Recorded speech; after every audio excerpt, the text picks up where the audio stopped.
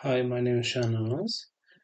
In last lecture, we saw that if x in an affine n space and y in the affine m space are the affine varieties, then the product x times y, which is a set of all pointers pq, where p is in affine n space and q is in affine m space. So in last lecture we proved that this set is actually an affine variety of the affine space an cross am, which we can identify with the space affine space an plus m. So this is what we proved in last lecture. Now we also want to look at the product of quasi-projective varieties. So this is not as easy as the affine case. The reason is that the product of two projective varieties is not a projective variety. So if we have a projective n space say Pn and a projective space Pm, then this product need not be a projective space. So the answer of this question, that this product is not a projective space, is follows from the definition. So if we have a field K, then we can define an equivalence relation on the non-zero elements of the vector space Kn plus 1. So on this set we can define an equivalence relation. So the equivalence relation is like this. So if we have a point say a naught up to an in Kn plus 1, so we say this is equivalent to, this is related to the point say b naught up to bn.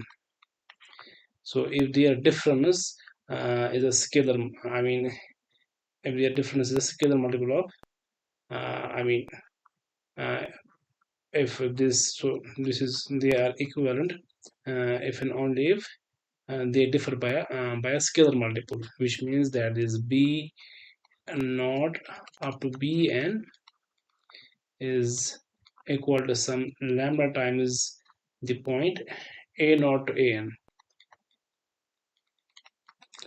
where this lambda is a non-zero scalar. So lambda is a non-zero scalar. So then we know this is an equivalence relation.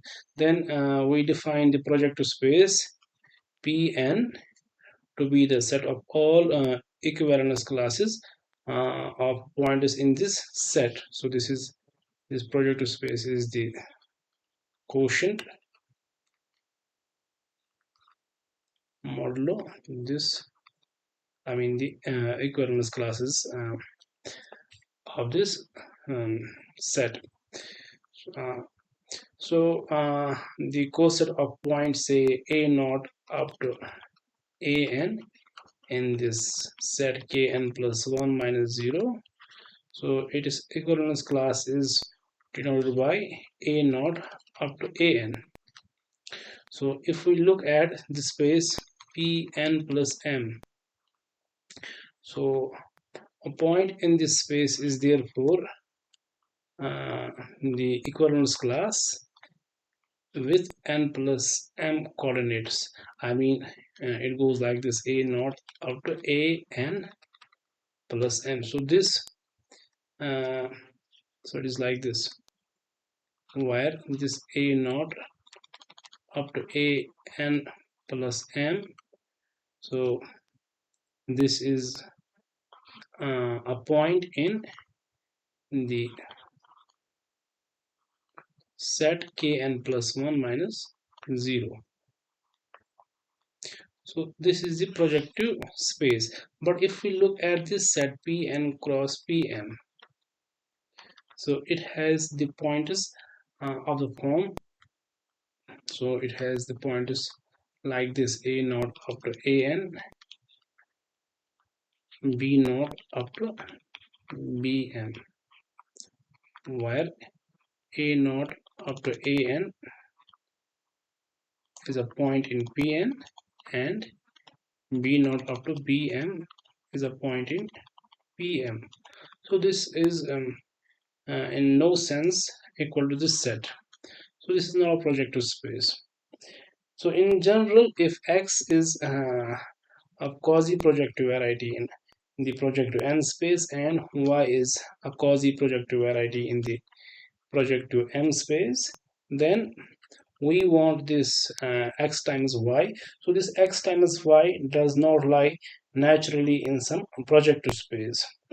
So as we are studying projective varieties, we want this set to lie in some projective space, but not in the product of two projective spaces. So we want, so this set obviously lies in Pn cross Pm.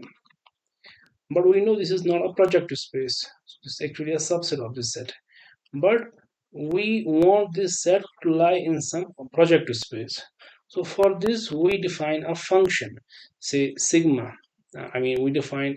We embed Pn cross Pm into a projective space. So we define an embedding Pn cross sigma from Pn cross Pm into Pn. So this Pn is some larger projective n space. Now what this n is, so we will define this n shortly. So uh, this embedding is called the Segre embedding. So we have this definition.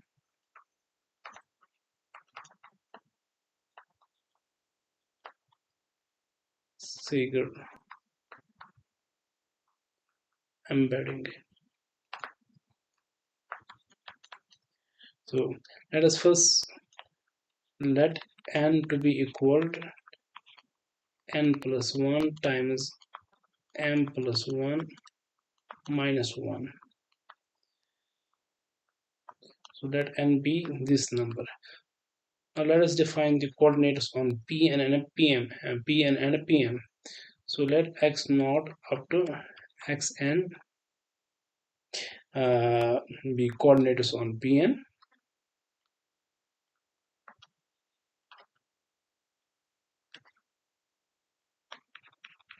and y naught up to ym be coordinates on Pm.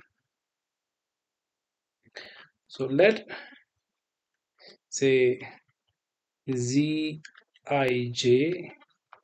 where I goes from 0 to n and j goes from 0 to m. So let us suppose they are the coordinates on Pn.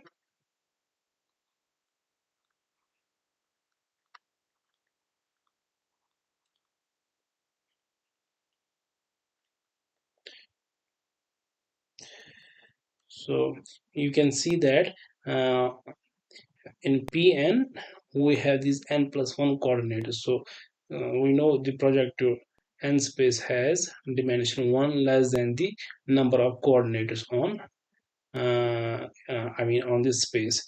So you can see over here we have n plus 1 times n plus 1 coordinates on Pn. So you can now notice over here that the dimension the dimension matches. So here the dimension is n, which is equal to n plus 1 times m plus 1 minus 1, which is same as the number of coordinates minus 1 defined on this space. So they are the coordinates on the space Pn. Now what we are going to do, so we are going to do now we are going to define a function. So now define a function, say sigma from Pn times Pm into this larger projective space.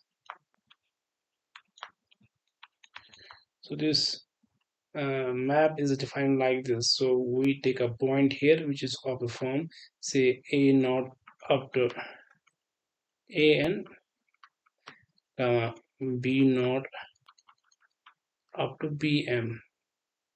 So this point goes into the point, this point is carried to the point, uh, so this goes to the point ai bj. I mean the all possible products of these coordinates, homogeneous coordinates. So so you can see over here, so this is this point over here has n plus 1 times n plus 1 homogeneous coordinate, so that means this point is in Pn. So this function is called the, this map is called the Segre embedding. So the map sigma is called the Segre embedding.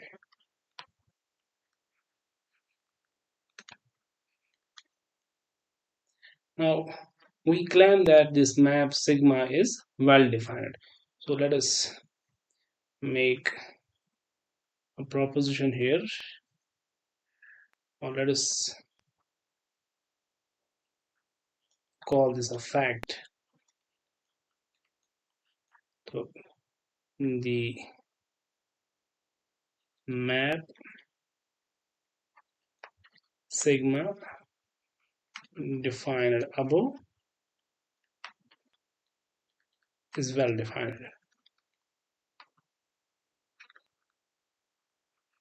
So why do we need here to show this map is actually a well-defined map? Because you can see any point in Pn, and any point in Pn is actually an equivalence class. So now since we are talking of equivalence classes, so we can have different representatives of a same equivalence class. So that means this map is independent of the representatives of these 2 points which are chosen from Pn and Pm respectively. So that means if we I mean if we take any other point in Pn cross Pm where the first uh, component is equivalent to the um, a naught up to an, and the second component is equal to this point here, so we have to show their image is same as well. So let us suppose that, and this point has one more representation. I mean, let a naught up to an comma b naught up to bm. Suppose this point is same as a point, say a naught prime up to a n prime b naught prime up to b m prime. So suppose these 2 points are equal. Now these 2 points being equal, this means that the first component is equal to the first component here, and similarly the second component is equal to the second component in the right. So that means, so this would imply, I mean this would imply a naught up to an is same as a naught, I mean a naught prime up to an prime, and b naught up to bn is same as b naught prime up to bm prime. Now these two equivalence classes being equal means their representatives are equivalent, I mean they are related. So that means there are non-zero scalars. So Therefore, there exists lambda and mu. Say there exists lambda and say mu in, I mean, they are non-zero scalars, so they are in the set k minus 0 such that this a naught prime up to a, now this is the round bracket, up to a n prime, this is lambda times a naught up to lambda times a n, and b naught prime up to bm prime, which is same as mu times b naught up to mu times bn. So therefore, if we look at the image of the point, say b a naught prime up to an prime comma b naught prime up to bn prime, so this would be equal, so this is same as uh, sigma of, so we have lambda here, so lambda a naught up to lambda an mu of b naught up to mu of bm, so this is same as sigma times sigma of lambda mu of ai bj, where I and j varies from 0 to n and 0 to m respectively. So but the equivalence class of lambda mu, I mean, is same as so actually this is, so this is not sigma, this is lambda mu times this thing, so this is same as ai bj, where I and j varies from 0 to n and 0 to m respectively. So one can note over here that these two classes are equal because these 2 points they differ by a scalar multiple, but this is same as sigma of a naught up to an b naught up to bn. So this shows that the sigma is a well-defined map. So we have a notation here, so I mean, we write,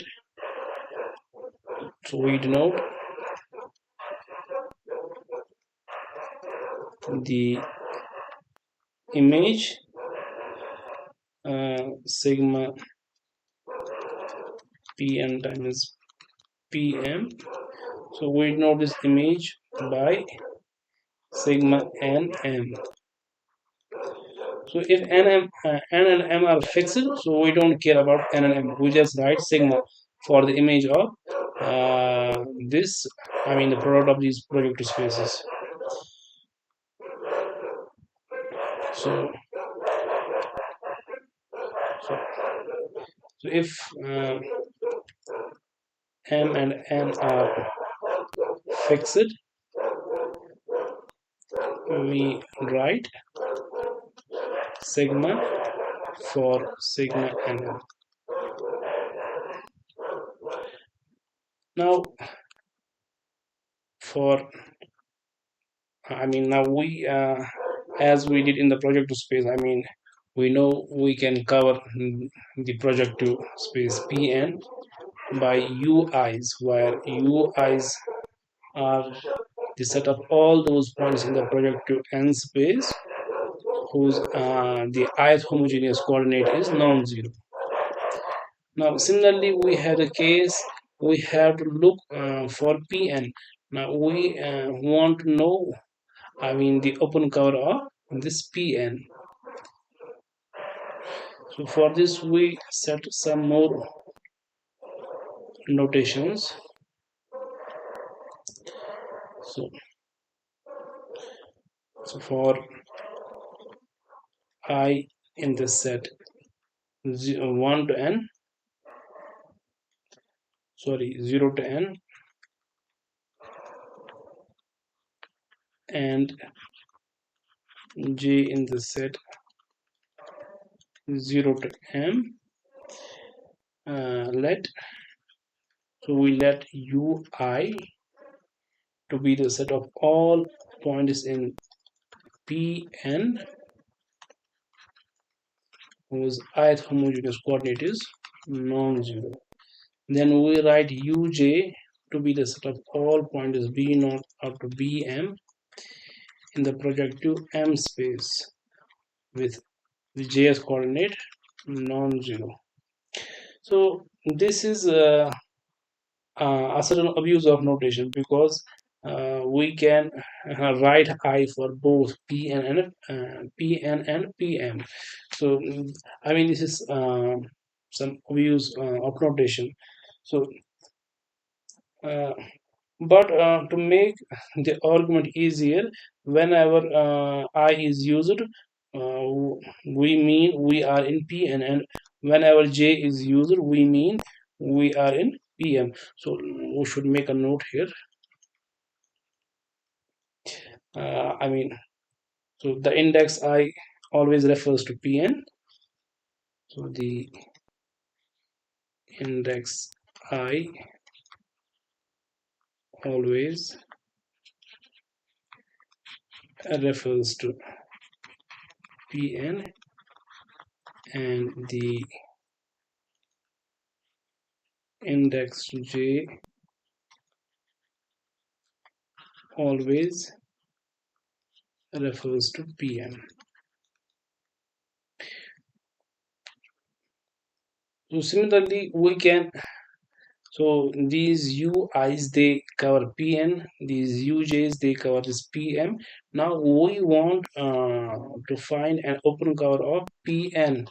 For that we, for that we, so this is a note here. Now for the open cover of Pn we set Uij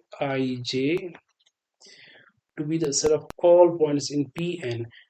So the points in Pn are the pointers with n plus 1 times m plus 1 coordinator. So this is, say, ARS, where R and S varies from 0 to n and 0 to m respectively. So they are the points in Pn. Now Uij contains all the pointers with ith j's coordinate non-zero. I mean, Aij is non-zero. Now we know, as we did in the case of the projective n space, so we defined a map, say phi I from the space an to ui, and we know this phi I has the inverse psi I, which is the map from ui to an. I mean, in short, we know the affine n space can be identified with these open sets. So ui is isomorphic to an for any I running from 0 to n. So similarly, we want to do the same for the p bigger n, I mean the p capital N. So also we define the corresponding isomorphisms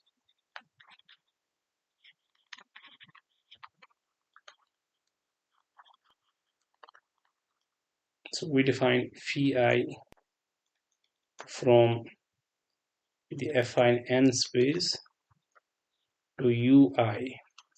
So one should note here that, and this map is defined as, so we take a point in affine n space and we map that point to ui, and at ith coordinate we just write 1.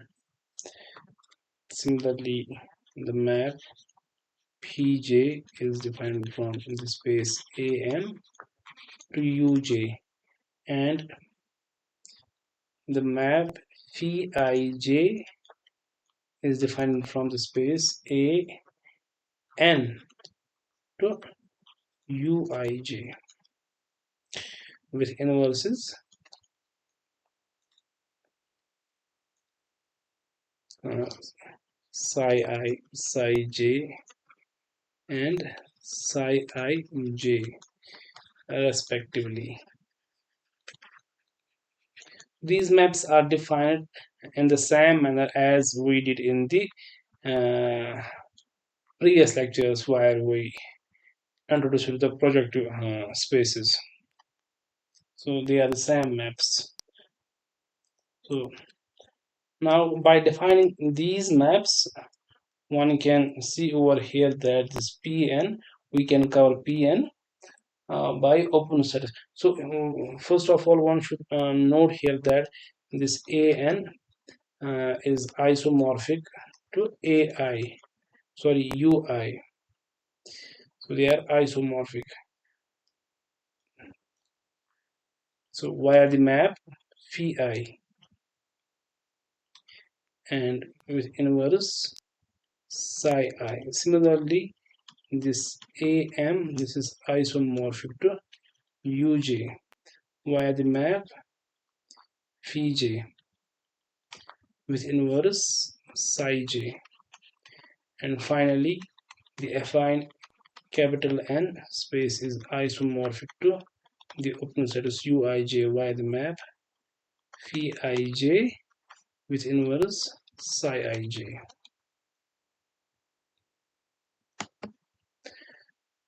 So, so this would imply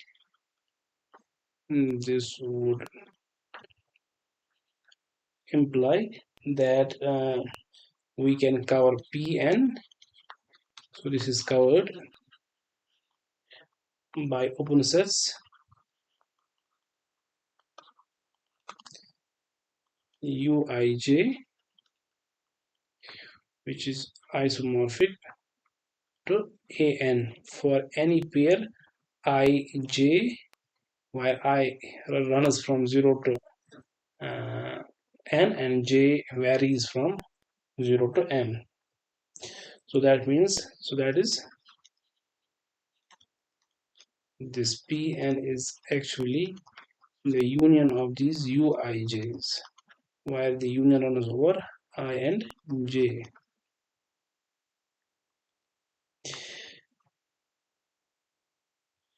So this means, so since this sigma is a map from Pn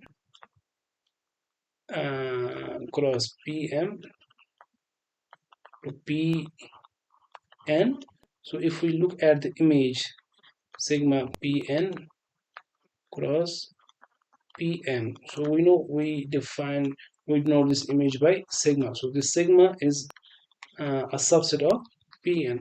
Now if not small pn, so this is a subset of Pn. Now if we want to look at the open cover of the sigma, so that means this sigma is covered, so this sigma is in Pn, so this sigma is covered by the open side sigma intersection uij. So also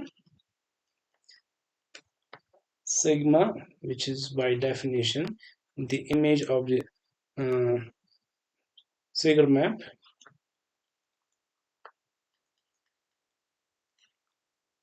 so this is definitely by definition the image of the Segre map. So this is a subset of Pn. So this is covered by open sets of the form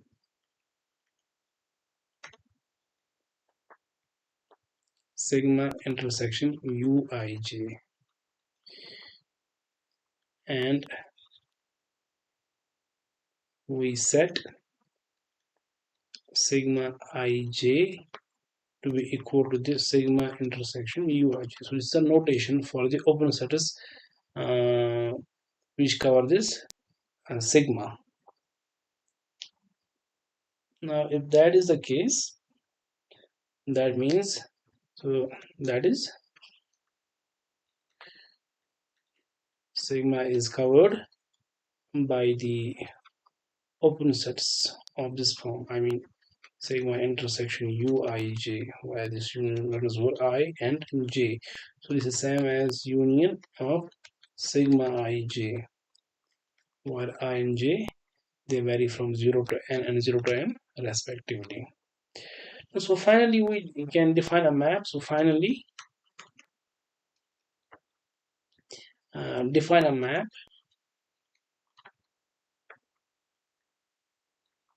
So we define a map. Let us call this sigma ij. So this is a map defined from the affine n plus m space to uij.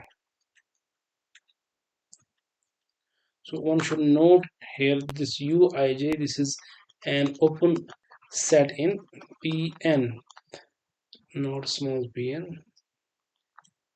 This is in Pn with any point in uij having the ith jth coordinate non-zero. Now we have to define a map from this space to uij. Now what do?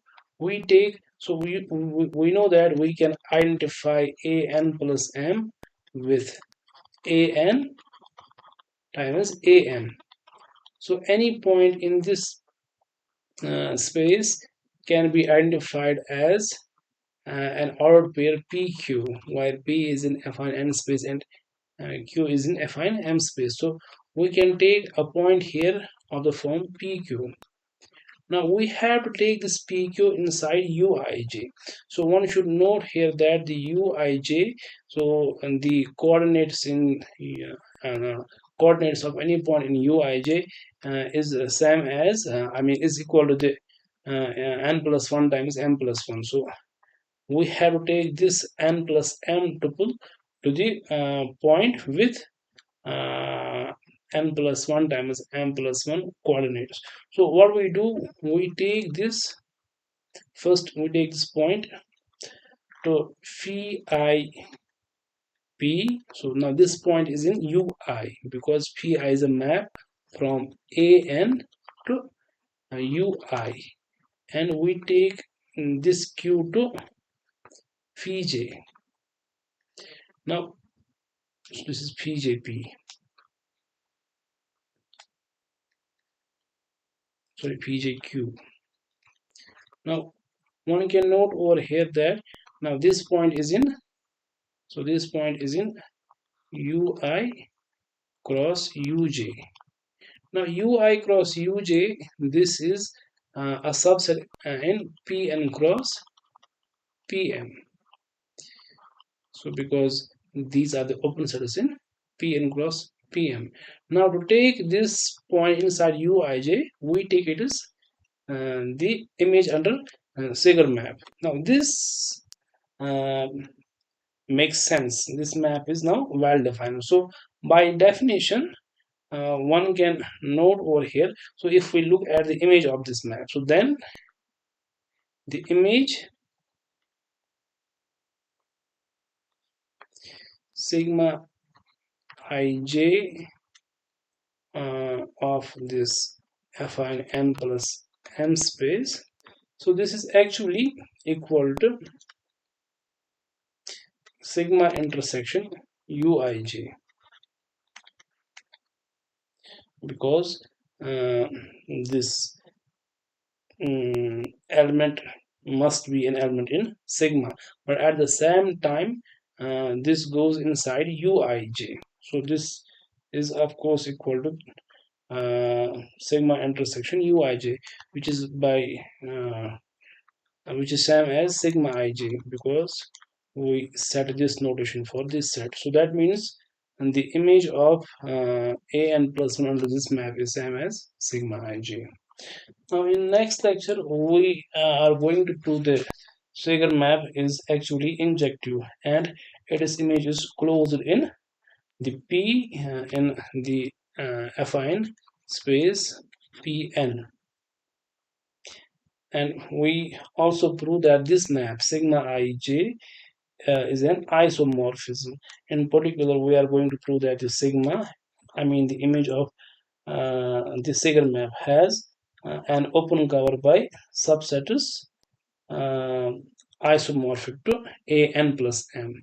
So in some sense, this mimics the results that we proved for Pn, or you can say Pn.